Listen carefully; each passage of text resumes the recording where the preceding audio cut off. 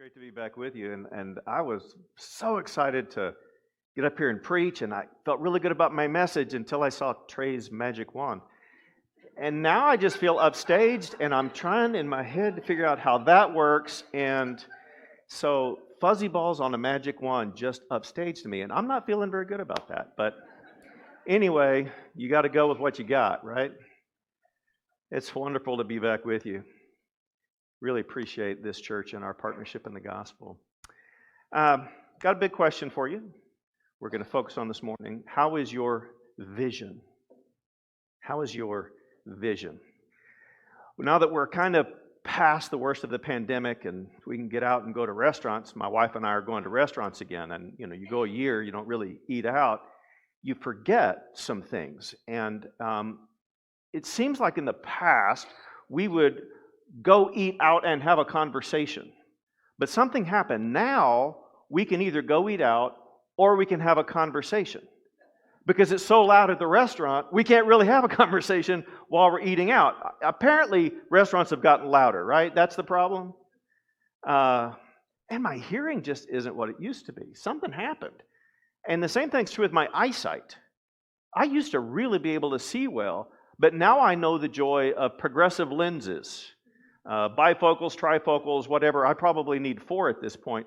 And I know the unique joy of having to look through the bottom of your lenses. It's small print on a top shelf that you feel like your head's about to fall off the back of your body. And it's just like, this is so unfair. When did this happen to me?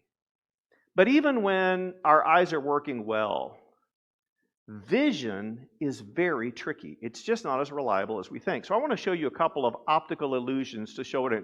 Okay, when you saw this, how many of you, raise your hand, how many of you first saw a duck? All right, how many of you first saw a rabbit? All right, the duck church people outnumber the rabbit church people. But Jesus is bigger than ducks and rabbits, right? So we're all one church, even the duck and the rabbit people. But for some reason, some people's eyes gravitate to one aspect of the picture. Some people's eyes gravitate to the other. You can see both if you look for them, but for some reason, we don't see the same thing. Let me show you another one. All right, which way is up in this picture?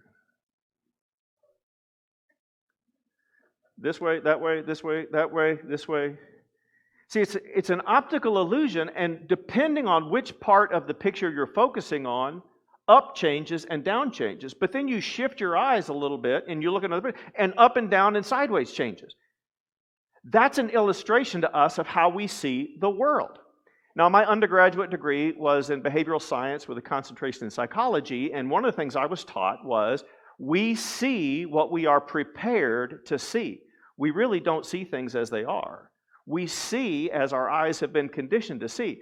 My wife and I have been in ministry now for over 30 years, over 20 of that in congregational ministry. And I can't tell you how many times we've been at an event, whether it's a big event or whether it's a small group in somebody's home. And on the car ride on the way home, when we were debriefing, I would say something like, well, I thought that really well. And she would say, did you see so-and-so? I think they were really offended, or I think they were really upset, or I think they were really troubled. And I'm like, what? What did I did? We were in the same room.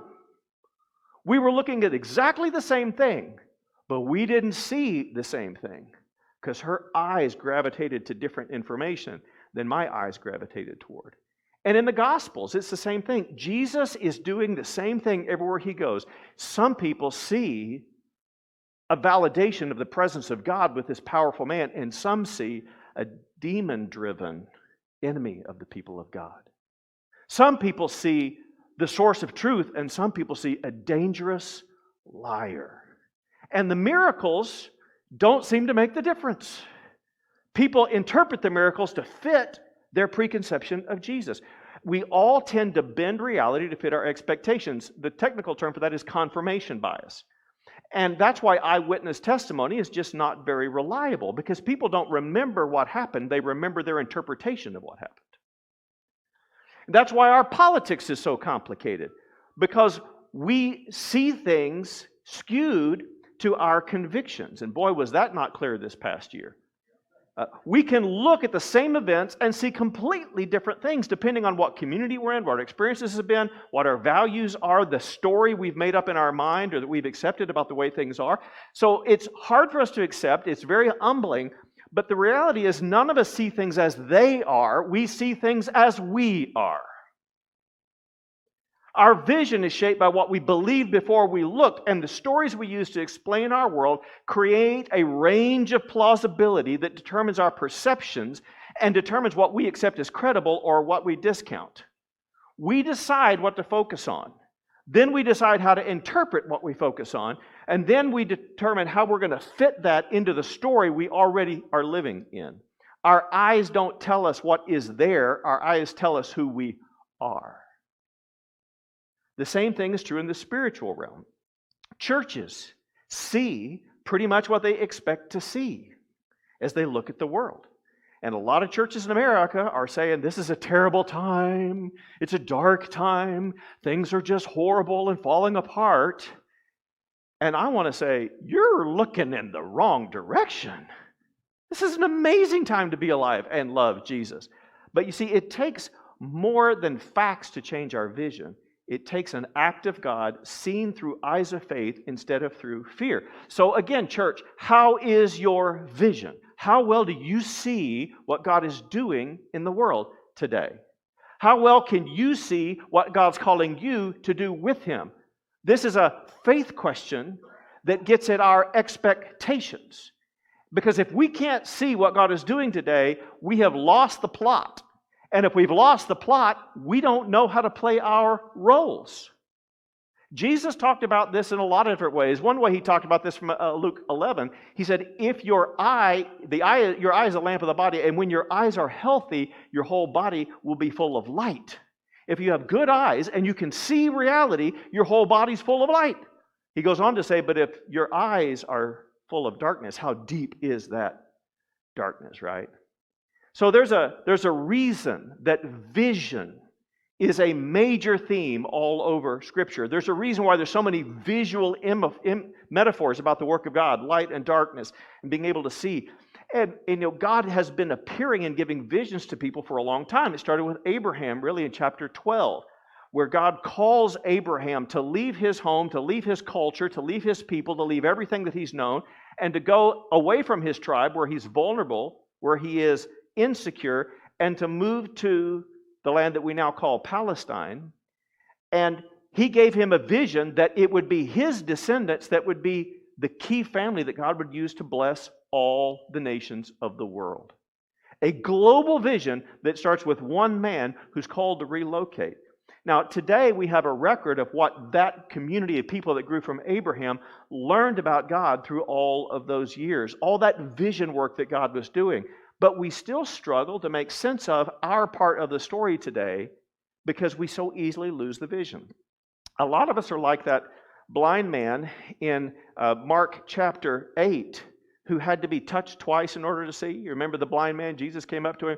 He spits on his eyes and he says, "What do you see?" And the man said, "Well, I can see, but it looks like trees walking around." And Jesus had to give him a second touch. And on the second touch, he could then see clearly. I think that's where a lot of us are today. Jesus has opened our eyes, but we're not able to make sense of a lot of what we're seeing. And we need another touch from Jesus to make sense of the data that's coming into our eyes.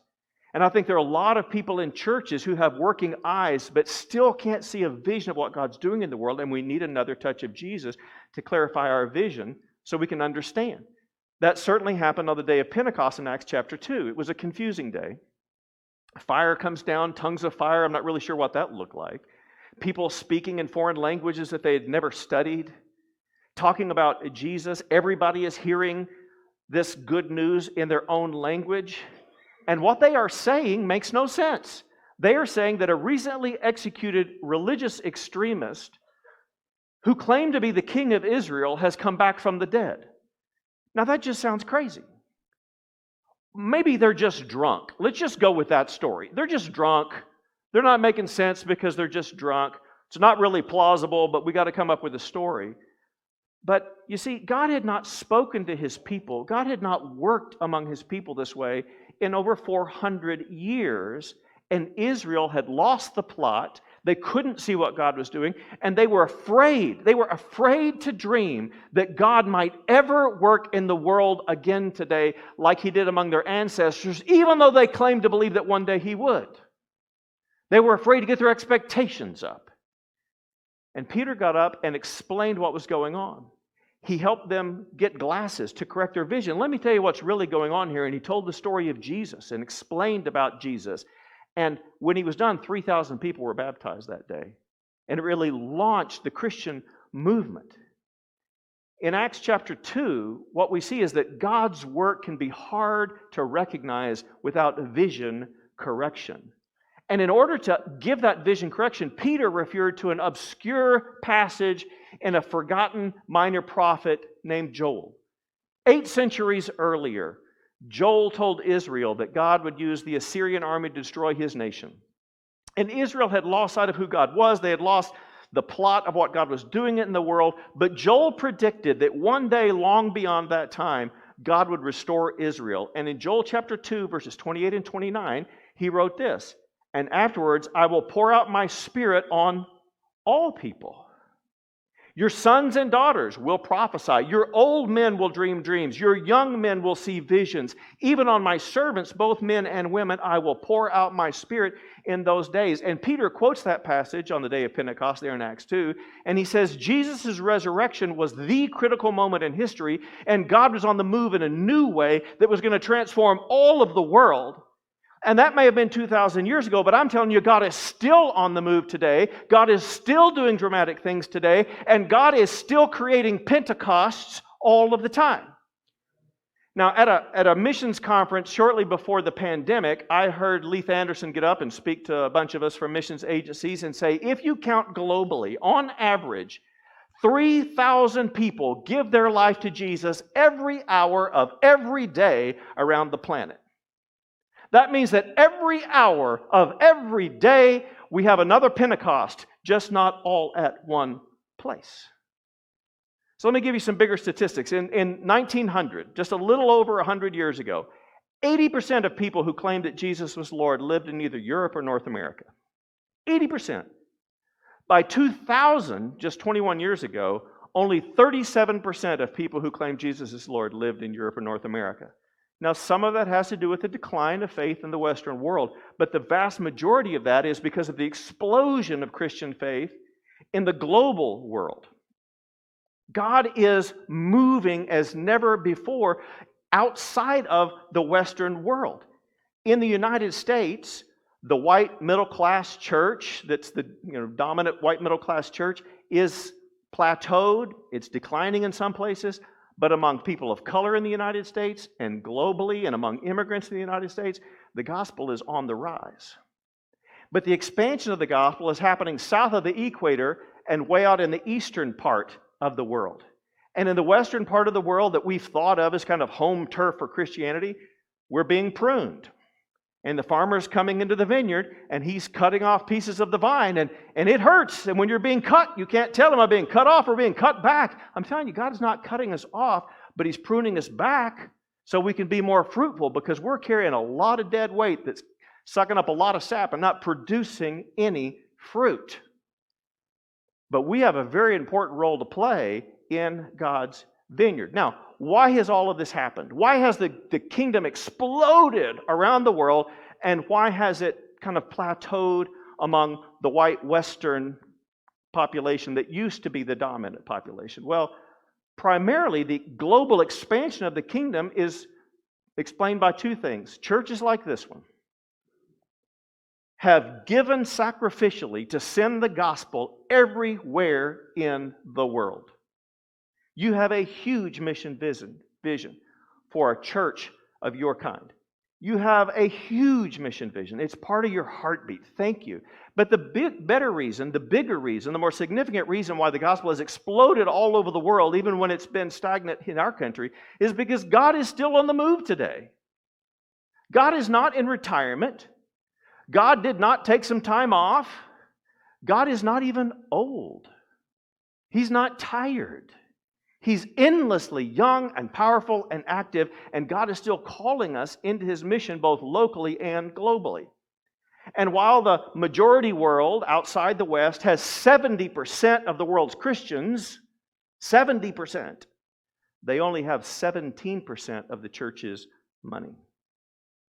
And so we need to be engaged financially. But the United States churches have far more to give than money. We have leadership training, we have education, we have medicine, we have engineering, we have all different kinds of things that we can put in service of the expansion of the gospel around the world to accelerate, to deepen it, to prolong it. And we need to stay involved in global missions, not because we've got it all figured out and we're going to rescue them, but because we want to bring the gifts that God has given us to what He's doing all over the world, and we want to learn from them and bring back from them what God is doing there, here, so that we can be even more powerful here in the work that we do for Him. We need to be involved in global missions because that's where the most powerful stuff is happening. We need to be learning, and if we're not connected to our global partners, we miss out on what God's doing. Because God is still working powerfully around the world, and if we want the church to grow here, we need to learn from what God is doing there. And the stories that I hear are absolutely amazing. I wish I could show you the pictures that I got just today from Caleb Sutherland, who is in Greece right now. He sent me last night a picture of an inside leader training of former Muslims who are now disciples and disciple trainers who are training a whole other generation of disciple makers.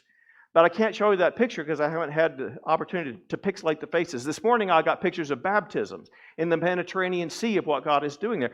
God is doing incredible things in the Mediterranean realm among Muslim background people. God has been using terrorism, war, and all kinds of refugee crises in nations all around the Middle East among the Muslim populations to create a dissatisfaction with Islam and open the world to Jesus. And this is the first time it's happened in 1,400 years. Do you know the country that has the fastest growing Christian population in the world right now? It's not even close. Number one, Iran. Iran. In 1979, when the Ayatollah Khomeini took over and the Shah was deposed, there may have been 500 Christians in Iran. Today, it could be as many as 1 million. We're not really sure. Annual growth rate is between 12 and 20% from year to year, and they are severely persecuted. I've talked to people who've talked about their friends being beheaded for their faith in Christ, tortured and imprisoned, and yet they are seeking Jesus. Among Muslim background believers around the Mediterranean Rim, we hear phenomenal stories. I'm just going to share a few. I have to change the names. Some I have pictures of, some I don't. We have to pixelate the faces because even in Europe where there's freedom of religion, believers in Jesus among Muslim background people face persecution, beatings at times. But I'll tell you about this guy named Ali. He's in North Africa. And Ali had 3 dreams on 3 consecutive nights where Jesus appeared to him in a dream, and he didn't really know the story of Jesus. And in the first dream, Jesus appeared to him and just said, "I love you."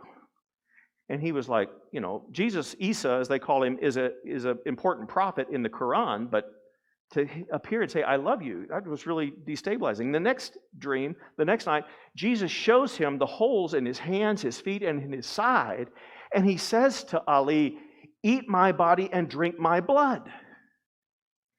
He doesn't know the story of the cross. This doesn't make sense to him, and it's just off-putting. And then the third night, he has a dream where Jesus appears to him and tells him, "You will be my proclaimer. You will be my preacher." And he hears angels, sees them in the background singing hallelujah, and he doesn't know that word.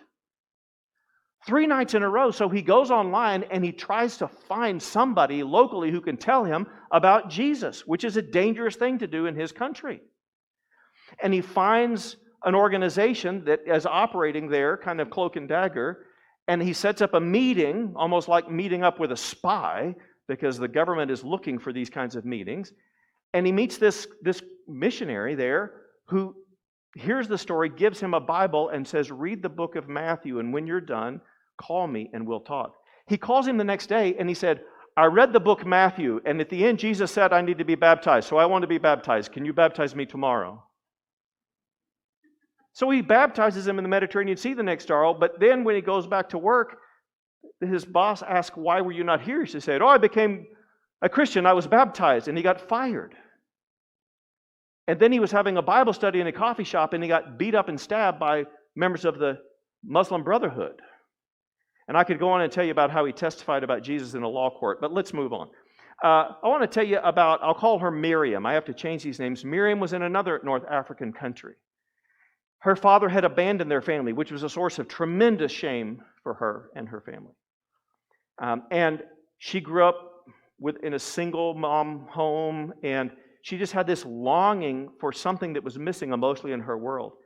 And she decided she wanted to be the very best possible Muslim. So she started reading the Quran, but she said, the more I read the Quran, the more I became disturbed because Muhammad was not a good man. It's not just that he did some bad things. All humans do bad things, but God told him to do bad things. I could not believe that this man really represented God. So she was looking for other options, and she was reading about other faiths. And she came across a website that talked about how God, the God of Jesus, the Father of Jesus, is our Father. And it just hit her like a ton of bricks. And she was just like bowled over the notion that God is not just this almighty being, but He could be our Father. And so she prayed that if God was really willing to be her Father, the God of Jesus, that He would take her and let her be His daughter, and she could be His father. And she said she had more peace than she had ever had. She slept, overslept, and then she started Googling, looking for somebody who could tell her about Jesus, and she found a Christian who introduced her to Jesus. And then she got baptized, and then her mother threw her out of her house because she became a Christian instead of a Muslim, and her mother would have nothing to do with her until her mother had a dream one night where Jesus appears to her in her dream and says, I am the bread of life. Now, her mother was a baker. She didn't know what this means, so she went and found Miriam and said, what does this mean? And Miriam had read the book of John and showed her where Jesus said, I am the bread of life. And her mother said, oh, Jesus had appeared to me. And she was baptized. Now, I don't know what to do with stories like that. Let me show you a picture of a building in Athens. If you would move it. You can't really see the door very well, but you can see the handle there on the far left. That's the door handle. This is a rented facility where there's a Christian ministry in Athens. It's called the Oasis. And the preacher who works here has a very open, active ministry working with Muslim background people. And he said that people come to get food, they come to get aid because they're refugees and they're absolutely in need of everything. And there was this one woman who would come all the time to get food, but she didn't want to hear anything about Jesus. And she would say, don't talk to me about Jesus, don't talk to me about Jesus. Well, one day she got there a little early and the door was locked. And so she sat down next to the door and leaned up against that section where you see those tiles, and she fell asleep. And this man in white appears to her and says to her, open the door. And she says, the door is locked. And he said, I am the door. The door is open. The door is always open. And she woke up out of her dream, and she went and she checked the door was open, and she went and she asked the preacher there about who is this person who said, I am the door? Once again, he just takes her to John and shows her where Jesus said, I am the door. And she said, oh, Jesus has spoken to me. And she was baptized. Now she is an evangelist. Now, once again, what do we do with those stories? Do we discount those because we're not prepared to see that? Or do we let Jesus correct our vision? 4 out of 7 Muslim background people who come to Europe, when they encounter Christians, report having visions and dreams of Jesus somewhere along the way. Let me read you an account from one of the workers that you've helped get on the field in the Thessaloniki area. And we'll just call the person R. This is a Muslim background believer that they've trained. Said R is a dear friend and teammate from Iran. He's one of a few Muslim background guys on our full team that came to know about Jesus in a refugee camp through our team and now work with us in reaching and serving others. About 11 months ago, R and I were meeting with a group of refugees outside their camp far up in the mountains in a rugged village that looks like it's out of an old cowboy movie. Typically, one of the first things we do when we have a Discovery Bible study, and we make time for everybody in the group to share the news and also share any struggle that they want prayer for. We prayed, and the next week the husband told us he had an amazing. One of the couples in this group still have been trying for years to have a baby without success, and they've had a few stillborn children. They said that it's been very hard, particularly on the wife, and they asked if we could pray for them. We prayed, and the next week the husband told us he had an amazing dream where Jesus came to him and handed him a baby. He was in tears even as he shared it with us, and just a few weeks after that, they found out his wife was pregnant. They asked for prayer again, concerned because of their history of miscarriages, but hopeful because of the dream of Jesus. And if you'll show the picture, the baby was born last month. He's healthy, and they are so happy to have him. Now, these people are still on a faith journey. They're still on a faith journey. What do we do with stories like that? This Mediterranean Rim initiative that we have, that you're one of the partner churches in, has been placing Jesus followers, disciple makers, in countries around the Mediterranean Rim. We have 3 different teams. They're in 2 different countries. We have 3 teams in the pipeline. One should have deployed last year, but because of the pandemic, they didn't. We've got another team that's ready to deploy as soon as we get all their funding in place and the access to visas is open. We have a 3rd team that's in development. Hopefully, they all deploy at some point this year. We've got one team from Cuba. Once again, I'm sorry to have to pixelate the faces, but neither the Cubans nor the Muslims want these people to get where they're going. But they're going to a North African country from Cuba. Already, the people who are on the ground are having a massive impact. I want to show you a picture of the man I'll call Mansour. Mansour is the guy on the left, and he is from Tehran, Iran. He got to know about Jesus from Christians in prison there who were being tortured for their faith. He's been discipled by some of the workers that you've helped get to the field, and he's already baptized over 500 people himself. Let me just show you a picture of what a typical church gathering looks like outside a refugee camp. This is outside a camp close to Thessaloniki.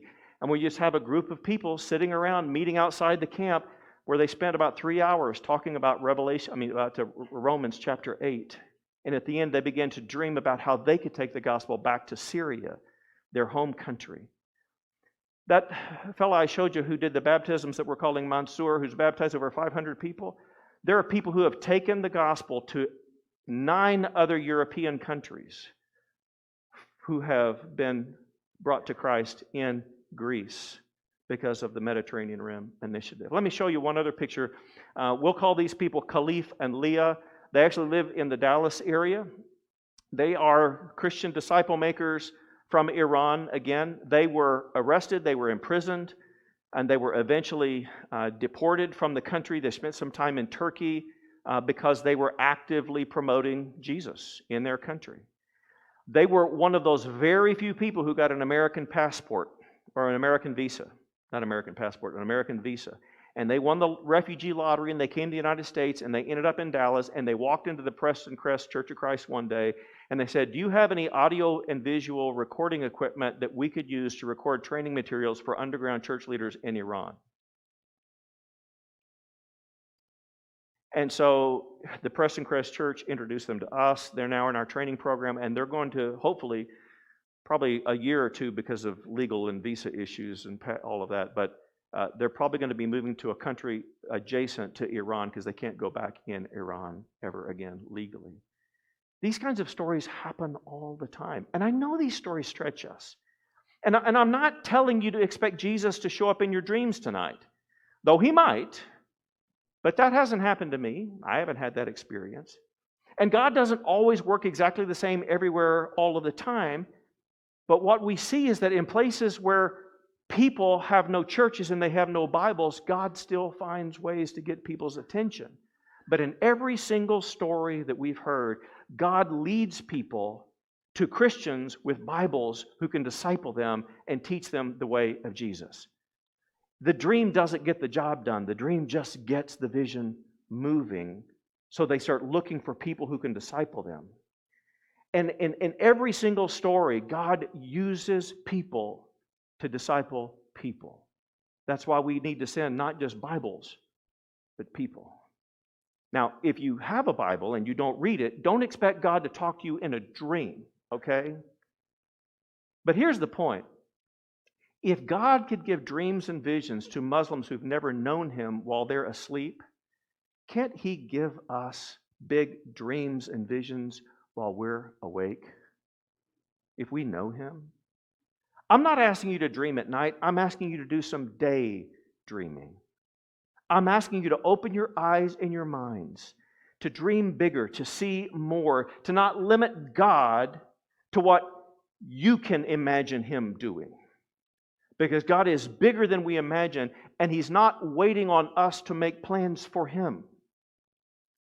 In Ephesians chapter 3, verses 20 and 21, Paul wrote, "Now to Him who's able to do immeasurably more than all we ask or imagine, according to His power that's at work within us, to Him be glory in the church and in Christ Jesus throughout all generations, forever and ever. Amen." You cannot dream of something that's bigger than what God already plans to do.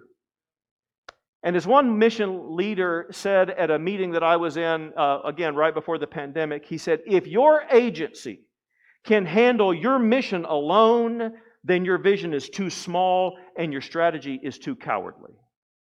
I would say that to every church. If your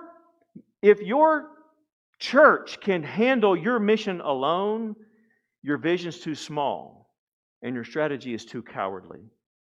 The biggest challenge that we have in the United States among our churches is that our God is too small. Our vision is too nearsighted, and we work in isolation and competition instead of collaboration. We tend to operate with a scarcity mentality, zero-sum math. If we give this amount of money to missions, we're robbing it from local ministry. Really? When did God stop multiplying loaves and fishes?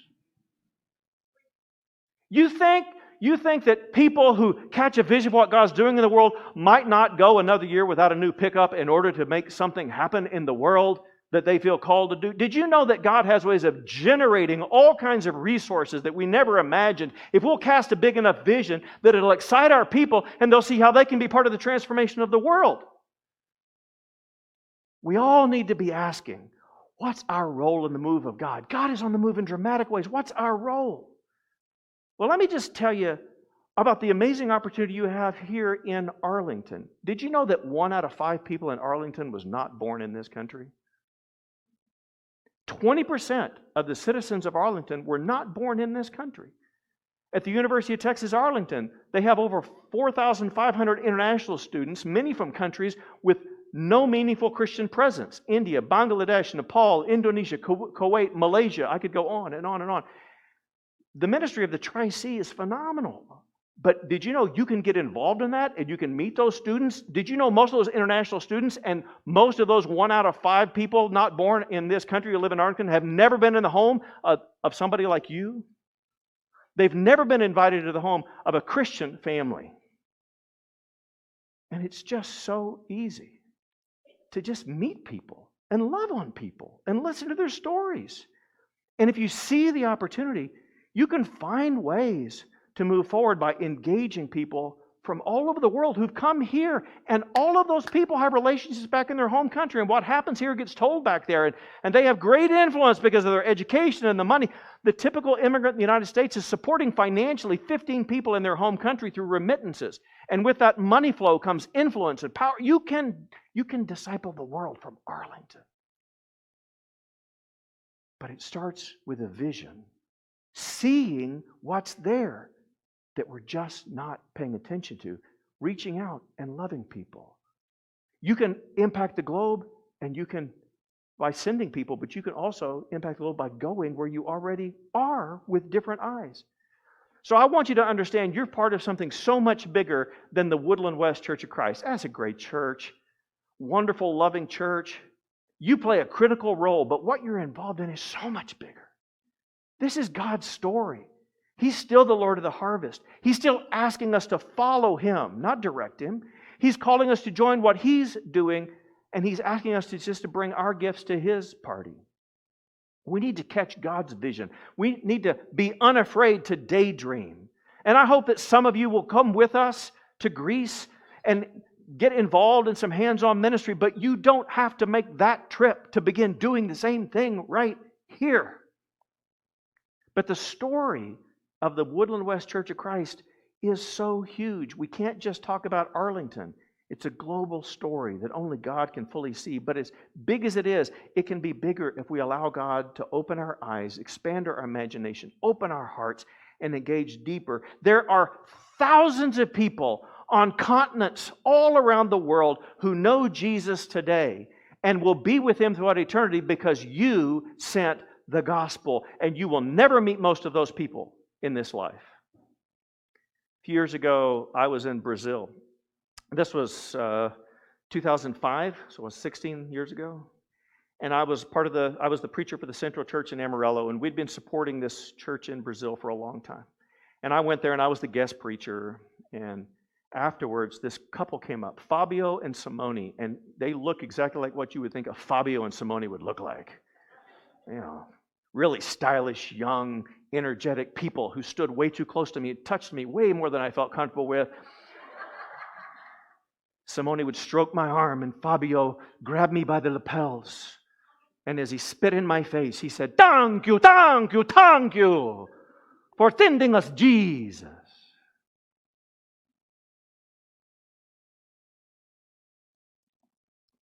You have any idea how long the line of people in heaven is going to be to come up and tell you, thank you, thank you, thank you for sending us Jesus. The Woodland West story, it's a small chapter in the grand narrative of God. It started in Genesis, and it will not end until the gathering of all the nations in the New Jerusalem, when the kings of the nations of the world bring their treasures into the New Jerusalem. And we all, with one voice and in many languages, declare the glory of the good Creator God who loved us and sent His Son to die for us. And united in all of our diversity, we will celebrate through all eternity. I can just see it. Can't you? So, how's your vision?